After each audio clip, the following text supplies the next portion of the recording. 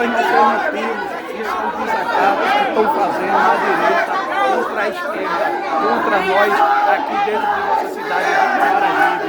Estão querendo colocar faixa, cartaz, sem anistia para esses bandidos, para esses ladrões. A gente não somos a favor, a direita, nem a Bolsonaro, para dar um filho de cidadão. Jamais. Nós temos o sangue vermelho, nós temos o coração vermelho. Nós não vamos dar essa credibilidade para ele, não. Jamais, jamais, jamais, jamais. Vamos lutar pelos nossos direitos. Aqui não tem tempo para Bolsonaro, não. Bolsonaro de nossa cidade de Camaragibe não se cria, não se cria, não se cria, não se cria, não se cria, não se cria.